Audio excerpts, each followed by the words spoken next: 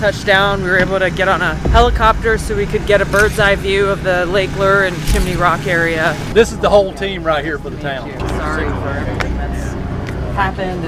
And it's hard to put into words what that devastation is and what it's going to take for them to even begin to start thinking about rebuilding. It's going to be a long road ahead. So this is the operation. We're so fortunate to be so loved by everybody. We haven't had a natural disaster like this in Western North Carolina in a very long time. So the outpouring is amazing, and as you can see, volunteers galore, and it's just, so heartfelt. It is incredible. How far are people traveling to come here, both to help but also to get the supplies they need? To help from all over, Florida, Michigan, the Northeast. They're driving observant amount of distance to come here. As far as a volunteer, all over South Carolina and Eastern North Carolina, Georgia. The rebuilding here is just going to be so expensive. Yeah. I own the Chimney Rock Inn. Okay. A third of the back is missing, completely wiped out. See where the blue styrofoam is at? Yep. Our apartment was right under that. Everything Wow. is completely. You got the mountains around, everything gets funneled in there. And so you get this raging torrent, wall of water, 20, 40 feet deep. It comes down the river, rock, mud, trees, houses, buildings, and it's just like a giant bulldozer slamming at everything. It just kind of clears it all out. But anything you can do to keep us alive. I don't know what kind of water. We got water in MREs. We got some of that stuff. We're ready for the apocalypse. We need help building this road back. We need a big retaining wall. We need the park reopened. We need this road all the way up. That's the kind of help we need. Yeah. We got chainsaws. We got water. Yep. We need structure. Yep. Appreciate My it. best wishes. We definitely appreciate you being here, though. Well, that's, the smallest thing we can do is just to try to lift up your voices and your stories and what the needs really are here. Glenn, nice to meet you. Tulsi, thanks for what you guys are doing. Thank you. Nice to meet you. Thank you, guys. Appreciate you. It should be clear all the way down. Thank you very much. Thanks, Good to see guys. you. We're strong. We just need help. Now, what you just witnessed was just a glimpse of the devastation of Hurricane Helene that hit my home state of North Carolina last week. And this hits home to me, my friends, because I'm originally from the western part of the state. I have family that were impacted by Hurricane Helene. Now, fortunately, my family is okay. No one lost their homes or their lives, which is more than I can say for many of our brethren that are located way back in the mountains. You see, because the town of Chimney Rock, which you just saw right before I started speaking to you, is no more. It was ripped apart by the hurricane, as well as many towns that dot Appalachia in North Carolina, South Carolina, Georgia, and Virginia. These towns have been ripped apart by a hurricane, and I'm angry, my friends, because the best our government can do is give $750 to people who lost everything. Now, you may be asking yourself, where's FEMA? Isn't FEMA supposed to be the organization that helps address these crises? Isn't that the whole reason that we have things like FEMA, to help out the American people when crises like this happen? Well, not for the folks of Appalachia, because Alejandro Mayorkas, the Secretary of the Homeland Security Department that oversees FEMA, announced that they don't have any more funds. Never mind the fact that they spent $1.4 billion between the fall of 2022 and now. To do what? To relocate migrants, illegal aliens who have come here and broken the law. Meanwhile, they're flipping the bird to the American people. And that's not all, my friends. That doesn't include the $61.3 billion that we've sent to Ukraine in aid this year. And Kamala Harris also announced that they were sending $175 million to Lebanon. That was on Saturday. I'll post links in the description of this video so you can see.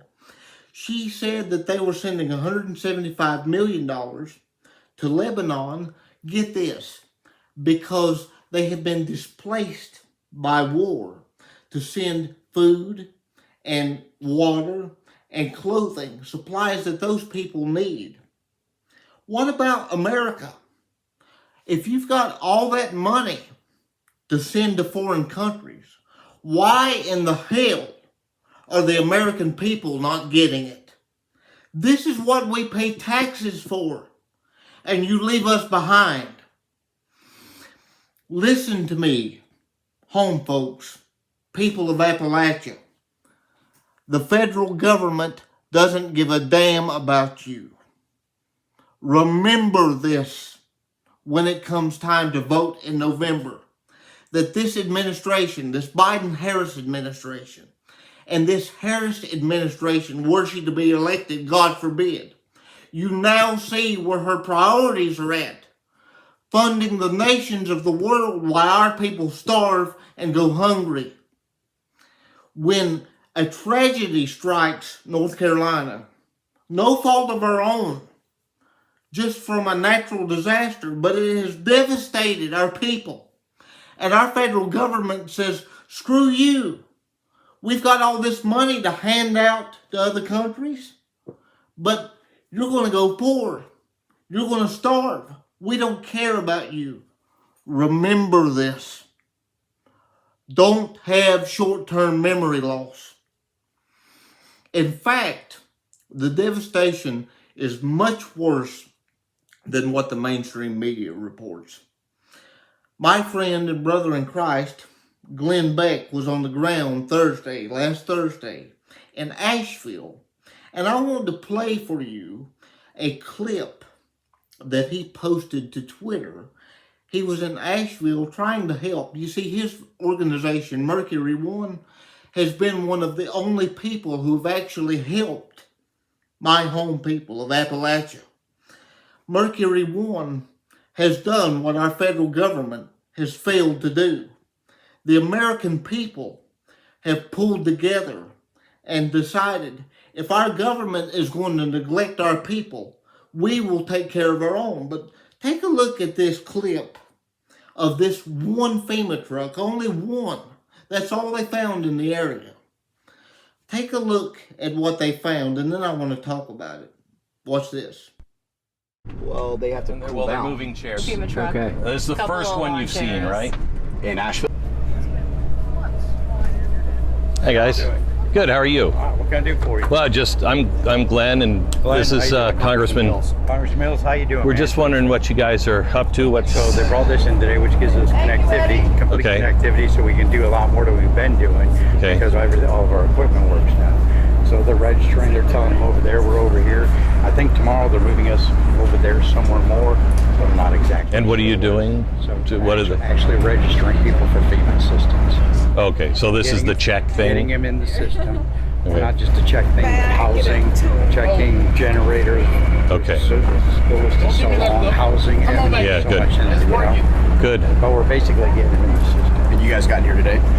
We've been here for 2 days. We got here yesterday. Yesterday we didn't have any connectivity, so we took 2,800 people, as near as we could count, coming through the food distribution line and through the gas station and handed them all flyers. We didn't have flyers to hand them. Our flyers weren't here, but they could take pictures of our flyer, which told them they could go online, they could make a phone call, they could use your app to go online, just to get them in the system. Also telling them they're going to be here eventually. There'll be a DRC located nearby, a disaster recovery center, and they go there for help. But the app is great. The app, they can go on, they can upload documents through the app, so they don't need us. Can I ask you a question? And not just talk. One of the biggest problems, though, is that most people don't have the ability, one, to even get on their phones to verify what is going on. How does people even know that this location exists? So that would be the news media's job to tell everybody. But they don't have power. None of the news media. Well, I mean, I watch the news. Well, no, the people who need the FEMA assistance don't have power. So how do they watch TV? You would be surprised. They sit in their cars to charge their phones and listen to the radio. They're very well. That's how they knew the distribution center was here. So we're told to come here to get those supplies, and they don't know we're here really until they get here and we tell them and they see us. And we're here. But it is plausible, though, that those who, one, are either cut off from the location, because they're still rebuilding roads, obviously, at Cable Rest, or doesn't have power, won't know about even where this truck exists, or if it does exist. Right, and there's no way actually. So we're DSA Disaster Survivor Systems, right? So what we actually do, we work items like these, and we actually go door to door. We go door to door and try to knock on every door in the county. And we go at the direction usually of the emergency manager, because the fire chiefs are going to tell us where people are, where things are devastated. So we literally go door to door. So when does that start? That's way above my head. You're talking to Peon Eddie. Yeah, okay. You're not talking. Do you want to talk to my crew? Do you want to talk to my crew lead? Here, let me get my crew lead for you. She might have some answers. But again, it goes back to my point, which is that, okay, so I need to fill out a form. I need to scan a flyer. Yeah. How do I know this exists? Oh, the local media. Okay, well, they don't have power. Yeah. They might not have a vehicle. Right. So what about I saw a lot of them washed away. That's right. Hi. Ma'am, how are you? This is Patricia. Hi, Patricia. I'm Glenn. This is Congressman Mills. Hello. How are you, ma'am? Good. So we're wondering, we just asked, when do you guys go door to door? He was telling that, After we get the general stuff done, we got to hit the mass people first, wherever the mass people are. So the mass people are here. Let's get them into the system as quickly as possible. Once we get the masses done, then we start going door to door. Okay. How do people know you're here? We just got here. Oh, you just got here? We were here yesterday. Yeah. And today's our first day with this unit. Yeah. And then tomorrow we're going to move the unit up by the car wash. Oh. Yesterday we couldn't do anything besides give them the information because we didn't have any Wi-Fi. Right. I will say, and this is just someone we got lucky enough, Glenn actually spotted it before I did, but I think even having this vehicle more towards the front of the road where people even know that it exists, for visibility, with people coming by, might actually. Yeah, we were in a van with 8 people. I was the only one that saw it. Exactly right. No, that's what we're gonna do. That's what we got to do. We just needed a temporary spot to turn around and get things up and running. Yeah. And the guy that's running this facility here, I spoke with the manager here. He said this would be a good spot. The guy that's running the parking lot, who's a different guy, I didn't know that. He said the car wash would be better, and I was like, boy, that's really smart. Yeah. Okay, so that's where we're going to be set up tomorrow. Good. And we should be doing registrations. We'll be here between 9 and 10. We're all coming in from Charlotte. He'll be here a little bit earlier, and then we'll start tearing down about 5 o'clock so that we can get out of here. Great. Because we don't necessarily go door to door. It's not my cadre anyways. There's 23 different cadres. Oh, I know. I understand how the bureaucratic levels of departments work. So they don't always work clear together. Yeah, we concentrate in getting people into the system so that we can get them financial assistance right away. Love that. And it's happening like that. Good. Are you guys recording me? Yeah, he's filming. Yeah, over here. Okay. He's filming us. So, one of the first things that are coming out is special needs assistance. Right. And that's just a little bit into the account. People are going to think automatically that that's all they're going to get. No, that's not the case. That's just the beginning. That is just the beginning, because then there's going to be another much, much larger drop, and then there's going to be other things. But we still have to go through and verify the damages that have been done. And that you own the house and that you are the renter. So that you can limit the amount of fraud, which we've seen in other areas. We got it. Thank you very much. Absolutely. Thank you. We are all from different parts of the United States. I'm from Montana. I'm from Florida. Are you really? Florida. I'm from Texas. Oh, golly gee. Where are you guys from? Where are you guys from? I'm from Tennessee. I'm working out. Today's their official first day. Bunch of bullcrap that was. They got here yesterday, official first day. They're tucked away, almost hiding. No, she's where the masses are. She's where the masses are. Don't worry, 9 to 5. Well, but again, though, it still hasn't answered the question, which is that Adam was saying effective as he was up. Yeah. No, she was up. She's where the masses are. Can't you see the masses lined up? They're not even in the right side of the parking lot. You want to be where the masses are, you put up signs at least, or your stupid little table in front of where the food is. Well, but And when? she said, we well, don't. But then you question, you said when? He goes, well, that's above my head. Yeah, and then so let me talk to my manager. Oh my gosh. Oh my gosh. And then the manager said, no, we don't go door to door. I don't know when that happens. That's a different department. Oh my God. You're kidding. No. That's exactly what was said. No. It was that is when Glenn went silent, I knew he was done with this. I nonsense. was done from the very beginning. I could see these guys. But again, though, if you wouldn't have even spotted them, Glenn. I know, good eye. Who knows that they were back here? And again, my recommendation I thought was pretty common sense, which is, hey, for more visibility, maybe you put yourself on the main road. Yeah. You want to serve the quote-unquote masses. Let's go ahead and get mass visibility. Look, the food and the stuff is down there. Their truck, which just looks like a community, it doesn't have a sign, hey, register for money, register for help. Just a communications truck. Right. And 2 people sitting at the table. If you saw that, would you know that you're signed up for FEMA assistance? I have no idea. Wow, that's the sign up for FEMA assistance? Yes, that's it. Yeah, that's it. You found it. No, it isn't. Yes, it is. No way. That's what they're themselves in the quiet corner in the back. That's right. That's right. And you ready? They said, we said, how do people know? Well, they're watching TV and they're listening to radio. It's up to the media. They don't have homes. That's what they literally said. It's up to the media. I said, so let me get this straight. So as you can see, this FEMA truck that was supposed to help the people of North Carolina, the people of Asheville, wasn't even in the right spot. It should have been on the main road. How in the Sam Hill are people supposed to know where to get assistance when they don't have homes? They don't have power. Oh, and the one guy says, oh, you'd be surprised. They're sitting in their trucks charging their phone, listening to the media. Bullshit. These people need help. They can't watch TV, and it's supposed to be the responsibility of the local media to tell them. How are they supposed to when they can't watch TV? They don't have power. Many of them probably only have the clothes on their backs. This is insane. And then his supervisor, the guy's supervisor, says, oh, no, he's wrong. We're not going to go door to door. They're going to have to come find us. How in the hell is that helping? Listen to the clip as well. At the end of this video, I want you to go to the clip that I'm going to post in the description. This is a segment from Glenn Beck's radio show on Friday, where he talks about how bad the devastation was and how FEMA was trying to interfere. So not only are they not doing their job and not helping the American people and the people of North Carolina, they're interfering with people that are trying to help. The good American people trying to help their neighbors that have come from all around the country, God bless them, to help people in need. You know, times of tragedy really show us what we're made of. It brings out the best and the worst in people. And thank God, because this is who we are. When our neighbors are in need, the American people go help take care of their own. Listen to that segment.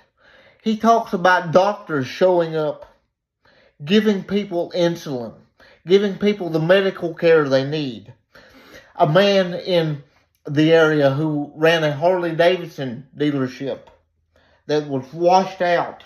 He lost everything he had, but he said, you can use my Harley-Davidson dealership and the field around it as a landing strip to fly in people and fly them in and out of the area that need to be in and out, that need medical care. This is who we are. I am sorry that this tragedy happened, and my heart breaks for the people affected. These are my people. And so this hits home to me on a very deep level. But I am thankful to my American brethren from all the states around the country and from the people of my home county of Wilkes and from the eastern part of the state where I live now, the churches who have went up there and tried to provide food and medical care. We will take care of our own, even if the federal government tries to leave us behind. But remember this. Remember, home folks of Appalachia, that the Biden-Harris administration and Kamala Harris doesn't give a damn about you. They care more about illegal immigrants than they do people that are citizens of this great nation.